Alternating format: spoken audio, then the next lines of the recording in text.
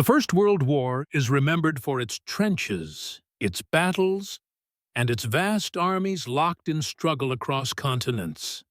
Yet, alongside those armies moved another population just as large and far less protected. These were the civilians who fled advancing fronts, collapsing empires, and occupied territories. They carried no weapons, wore no uniforms, and received no orders. Yet their movement reshaped the social geography of the 20th century. The Great War created one of the first truly modern refugee crises. Millions were forced from their homes, not because they had chosen a side, but because war erased the possibility of remaining where they were. Roads filled with families instead of soldiers. Train stations became places of departure without destination. Borders hardened while people crossed them anyway, driven by fear, hunger, and the simple instinct to survive. This was a war fought not only across battlefields, but across kitchens, farms, villages, and cities, emptied almost overnight. Before 1914, most Europeans expected to live and die near where they were born. Communities were rooted in place, shaped by land, language, and tradition. The outbreak of war shattered that expectation. Entire regions became unstable within weeks.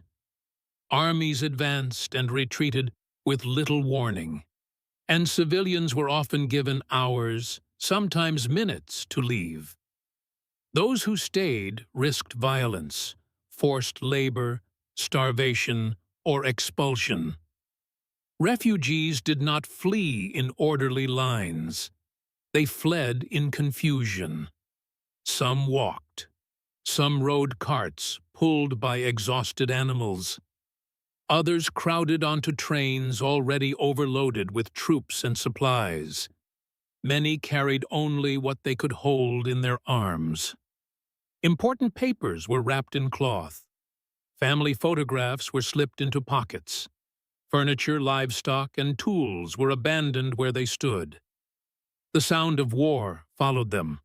Artillery thunder echoed over roads filled with crying children and silent adults. Smoke rose behind columns of civilians, marking villages that would soon cease to exist. Refugees learned quickly that distance offered no guarantee of safety. The front moved faster than expected. Occupation spread. Borders shifted. Even places once considered safe began to feel temporary. In Belgium and northern France, German invasion displaced entire towns. Civilians fled westward as armies marched through streets that had known only commerce and routine. Some refugees believed they would return within weeks. Many never did. Their homes were destroyed, requisitioned, or transformed into military positions. Churches became stables. Schools became barracks. Fields became cemeteries. In Eastern Europe, displacement reached an even greater scale. The fluid front between German, Austro-Hungarian, and Russian forces created vast zones of instability. Villages were evacuated preemptively by retreating armies. Civilians were accused of espionage simply for remaining behind. Entire ethnic groups were uprooted based on suspicion alone. Jewish communities were especially vulnerable. Accused of collaboration by multiple sides, they were expelled en masse from regions that had been home for generations. Families were forced onto roads with no plan, no resources, and no protection. Pogroms, hunger, and disease followed displacement, turning flight into another form of violence. In the Balkans and the Ottoman territories, war intertwined with imperial collapse. Populations were driven out not only by combat, but by ethnic cleansing and forced resettlement. Long-standing coexistence fractured under the pressure of nationalism and fear. Refugee movement became permanent rather than temporary, creating demographic changes that would define the region for decades. The experience of displacement stripped people of more than shelter. It stripped them of identity. Refugees became numbers on lists, burdens in towns already struggling to feed themselves.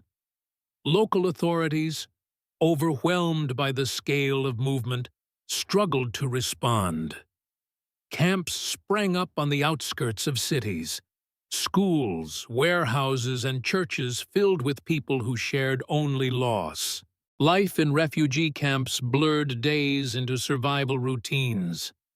Food was rationed. Sanitation was inadequate. Disease spread quickly among the crowded and exhausted. Yet even in these conditions, people recreated fragments of normality.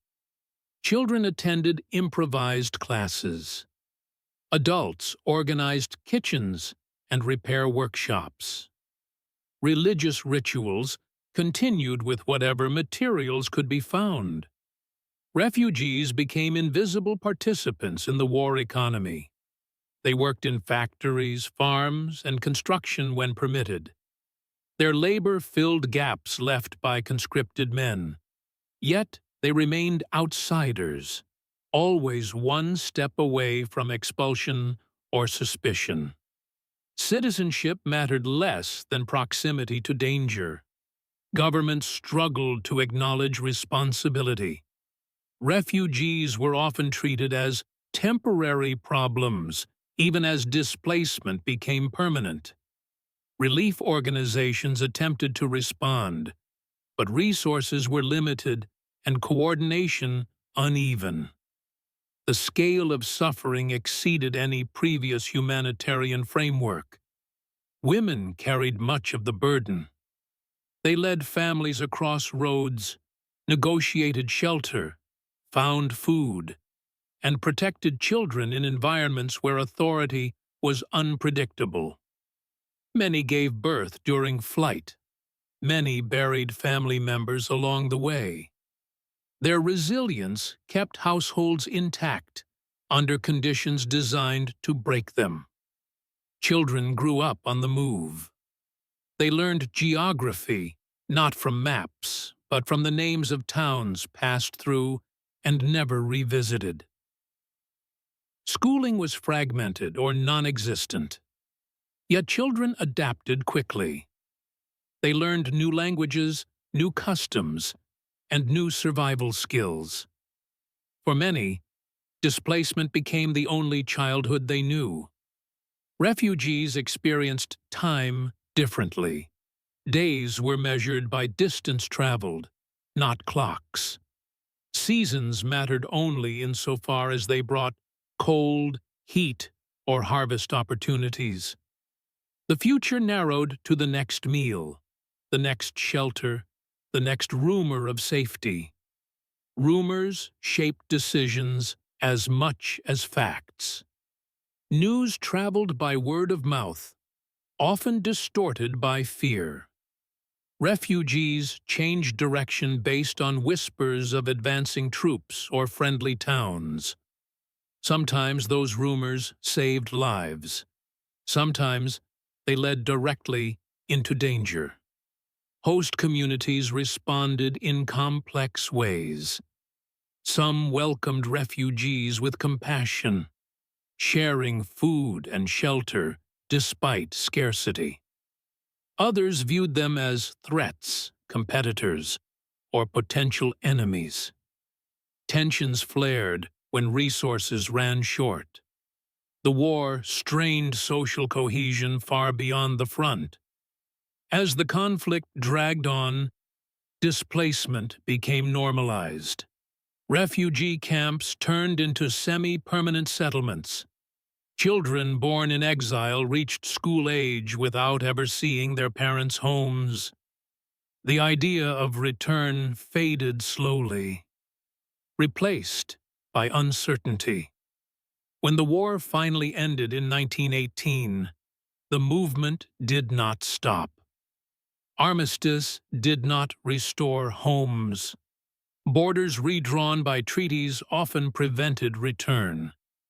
New states emerged, defining citizenship in ways that excluded those who had fled. Refugees became stateless, trapped between nations that no longer claimed them. Some returned to ruins. Others found strangers living in their homes. Many discovered that their villages no longer existed on maps. Reconstruction favored strategic priorities over personal histories. The refugee experience continued into peace, reshaping politics, economies, and social structures. The Great War taught the modern world that civilians could be weaponized indirectly. Displacement weakened societies, drained economies, and destabilized regions without firing a shot. Refugees became evidence that war extended far beyond battlefields. The memory of displacement lingered. Families told stories of flight for generations. Loss became inherited. Identity fractured between places left behind and places never fully accepted. The refugee crisis of World War I laid the groundwork for modern humanitarian law, international relief organizations, and the concept of civilian protection. Yet it also revealed the limits of compassion under pressure. The world learned how easily normal life could dissolve into movement. The roads taken by refugees were rarely recorded. No monuments mark their journeys. Yet those roads reshaped the 20th century as surely as any battlefield. They carried humanity's most vulnerable populations through the collapse of empires and the birth of a harsher world. Their footsteps, erased by time, still echo in every later displacement. Every camp, every border crossed by necessity rather than choice. The Great War ended with treaties and signatures, but for refugees, it ended only when movement stopped.